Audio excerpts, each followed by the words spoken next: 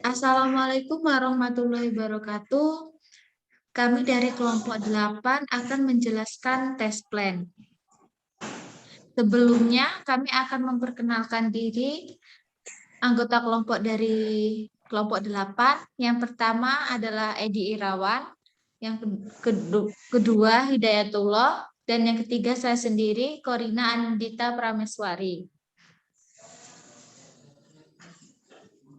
Next. Yang pertama kita akan membahas apa itu test plan. Test plan adalah dokumen yang berisi definisi tujuan dan sasaran pengujian dalam lingkup iterasi atau proyek. Item-item yang menjadi target pengujian, pendekatan yang akan diambil, sumber daya yang dibutuhkan, dan poin untuk diproduksi. Perencanaan yang dilakukan tersebut untuk melakukan uji pada perangkat lunak yang sedang dikembangkan sangatlah penting.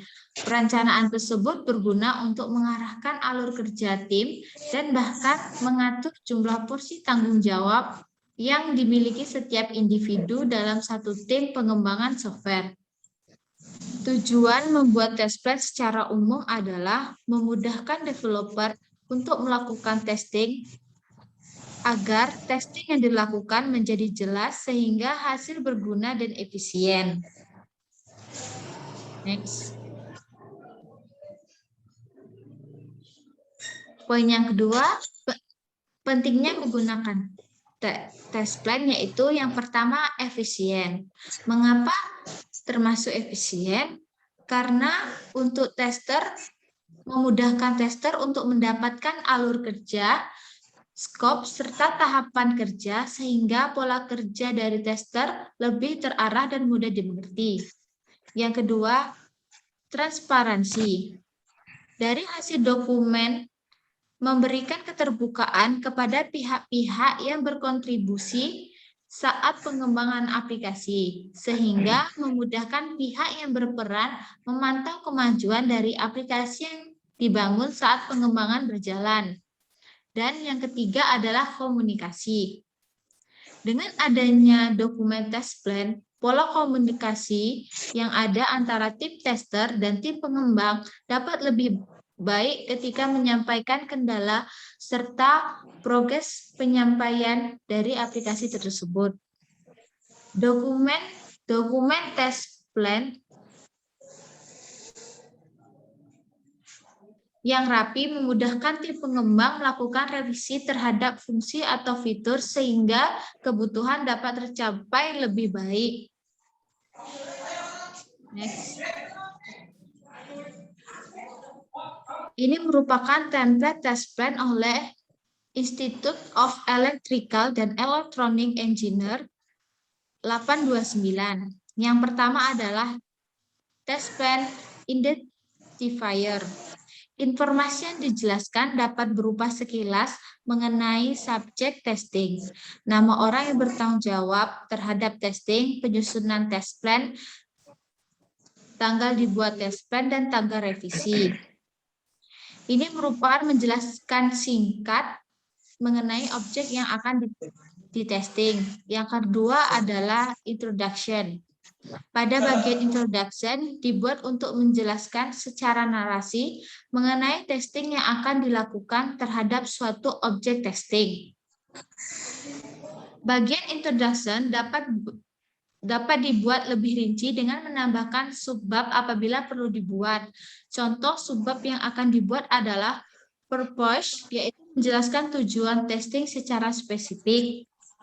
Yang kedua adalah background, latar belakang mengapa testing dilakukan. Yang ketiga adalah scope, sejauh mana testing dilakukan. Yang terakhir adalah definition, yaitu menjelaskan mengenai singkatan dan istilah yang ada di dalam dokumen test plan. Next.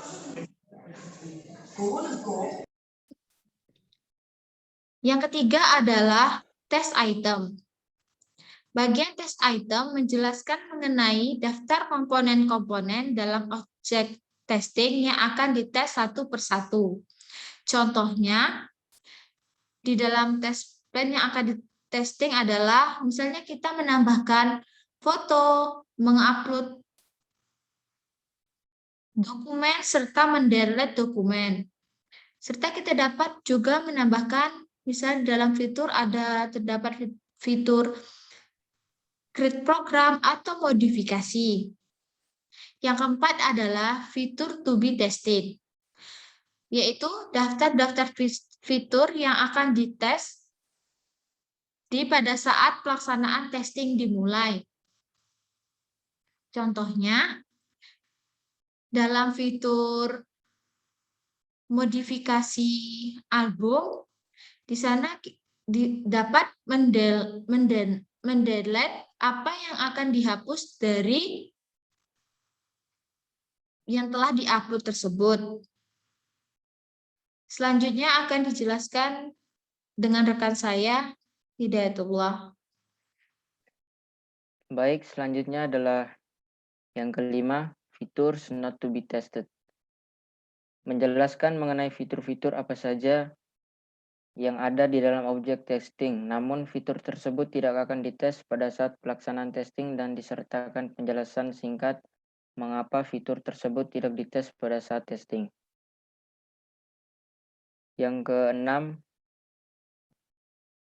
tes strategi digunakan untuk memberi deskripsi mengenai cara yang dilakukan untuk melaksanakan testing dan disertakan dengan penjelasan mengenai approach yang digunakan. Contohnya, unit testing yang menggunakan black box testing dan atau white box testing beserta dengan penjelasan mengenai approach atau pendekatan yang dipakai. Selanjutnya yang ketujuh, item path atau fail kriteria.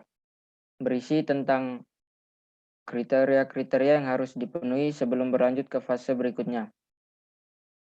Dan kriteria testing disebut gagal atau fail.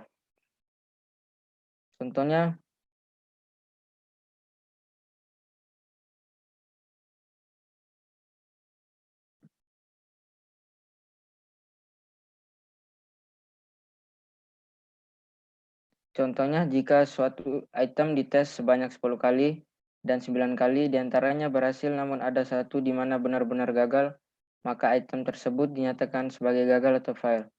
Yang kedua, jika hasil dari suatu item sama dengan hasil yang diharapkan, maka item tersebut dinyatakan berhasil atau pas. Yang ketiga, sistem crash akan dinyatakan sebagai fail dan seterusnya. Selanjutnya adalah yang ke-8, suspension kriteria. Berisi tentang spesifikasi kriteria-kriteria yang dapat digunakan untuk menghentikan sementara kegiatan testing dan testing tersebut dapat dilanjutkan di lain waktu. Contohnya, beberapa individual test case dapat disuspend, di-skip atau dikurangi jika tes yang diperlukan untuk individual test case tersebut fail dan memerlukan perbaikan. Apabila test case individual tersebut dilakukan meskipun prerequisite tes yang diperlukan fail, maka hanya akan membuang sumber daya atau resource saja. Selanjutnya yang ke-9, test deliverables adalah list dokumen-dokumen apa saja yang akan dihasilkan setelah selesai testing selesai dilakukan.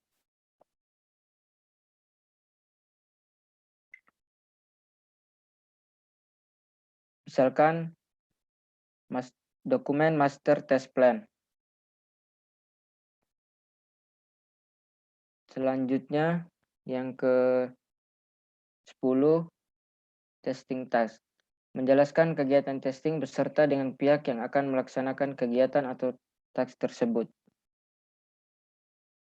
Selanjutnya akan dijelaskan oleh rekan saya, Edi. Baik, saya akan melanjutkan materi yang sudah disampaikan oleh teman saya tadi. Saya akan menyampaikan yang ke-11 yaitu environmental needs. Spesifikasi dan perincian segala sesuatu yang dibutuhkan dan digunakan selama proses testing berjalan. Bisa berupa hardware, yaitu spesifikasi komputer, hal lain Selain hardware, misalnya izin akses, seperti membutuhkan akses ke dalam database untuk melaksanakan testing, membutuhkan akses ke dalam official website. Yang ke-12 yaitu responsibilities, rincian pihak yang akan bertanggung jawab terhadap suatu kegiatan task di dalam serangan kegiatan testing yang akan dilaksanakan. Contohnya yaitu misalnya di dalam tabel task membuat test plan, penanggung jawab Edi Irawan, membuat desain teks, penanggung jawab Hidayatullah, melakukan testing, penanggung jawab Korina, membuat dokumen, penanggung jawab Edi dan Korina. Yang ke-13 yaitu staffing and training needs.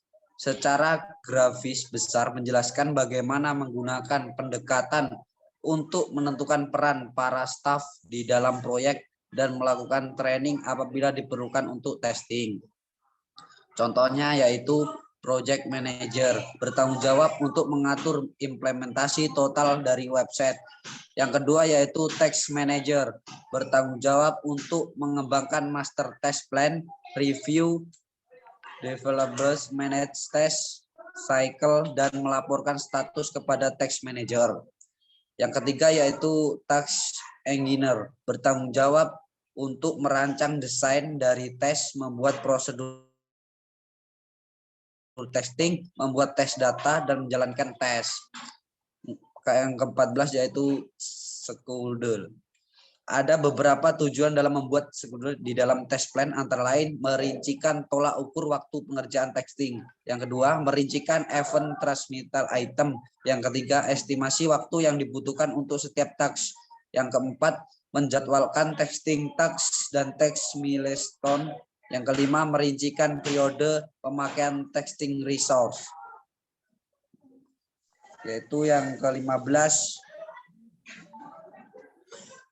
trace and consistency, digunakan untuk memastikan agar hasil testing tetap berkualitas dengan memeriksa dalam kontrol pengerjaan software. Namun, hal tersebut tidak termasuk dalam kontrol pengerjaan. Dapat berdampak langsung terhadap proses. Contohnya, sekuritas layanan ketika masuk ke dalam software masih belum diperhatikan. Ketika software sedang dijalankan, belum ada proyeksi keamanan software ini sendiri, sehingga akan sangat mudah apabila diinjeksi oleh pihak yang tidak bertanggung jawab. Yang ke-16 yaitu approval, lembar persetujuan sebagai tanda bahwa seluruh tim atau pimpinan telah mempersetujui test plan yang telah dibuat. Sekian presentasi dari kelompok kami. Saya akhiri. Wassalamualaikum warahmatullahi wabarakatuh.